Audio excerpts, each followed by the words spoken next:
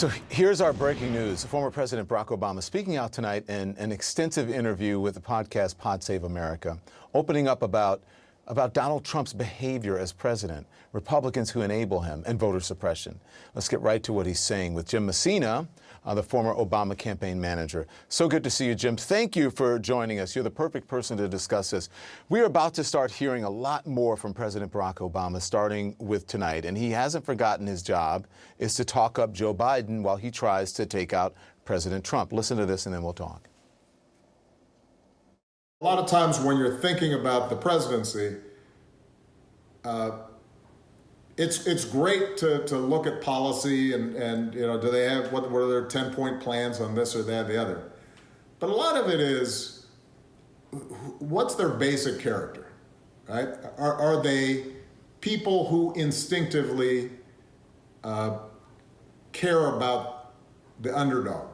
Are they people who are able to see the world through somebody else's eyes and stand in their shoes?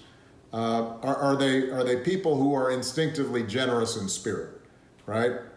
And that is who Joe is. You know, and I've never seen him. And you don't, you know, look, when you run for president, pretty much all your flaws are exposed. And once you're president, then they're really exposed. So, Jim, is he going to be able to expose President Trump's flaws out on the campaign trail, and who's he going to be moving to the polls when he does that? Well, look, I think you saw President Obama, and first of all, Don, it was so good to see him, and remember what a reasoned, well thought of president looked and sounded like. And if you look, you know, his message was really twofold tonight. It was to the Democratic base. He talked extensively about let the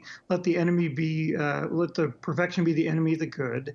Let's make sure we stay focused on how bad this president is.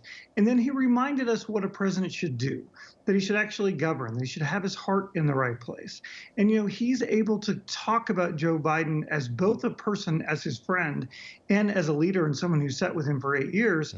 I thought he did that really well tonight. And I think he's going to do that for the next 20 days, as well as his wife, who, let's not forget, is as or more popular than he is. You have the two most popular political figures in America on the campaign trail.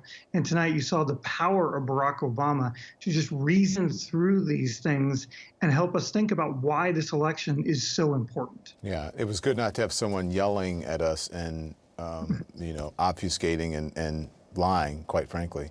So President Obama was asked whether President Trump is an aberration or the next phase of a Republican Party built on racial grievance, cruelty, and Fox News conspiracy theories. Here it is.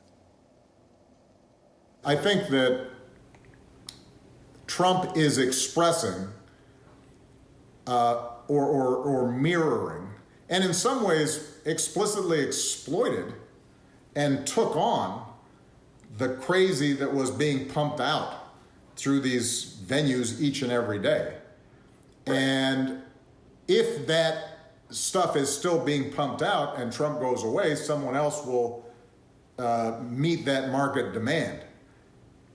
But on the other hand, do I think that that is inevitably what the Republican Party has to be?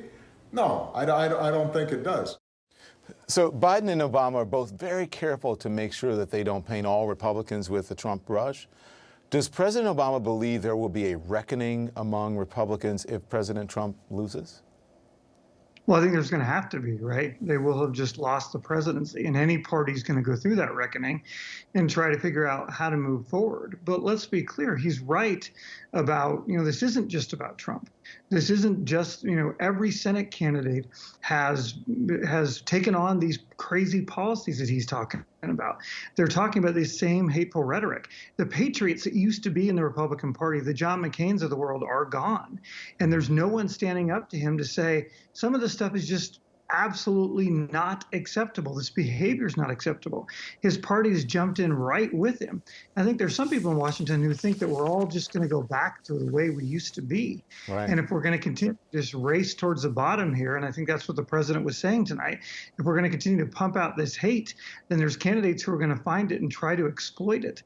And I think the Republican Party has to face what they've become and decide, like any losing party does. We went through this 4 years ago, as you chronicled very well, and the Democrats made a decision to go back to the center with Joe Biden to win the presidency. The question is, in November, after they lose, what is the modern Republican Party going to say? What is Mitch McConnell going to do?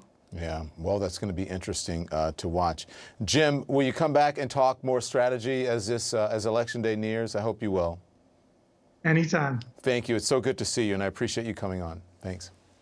President Obama's got a theory about why Donald Trump started saying that he wasn't born here. We're going to tell you what he is saying about the racist lie, birtherism. That's next.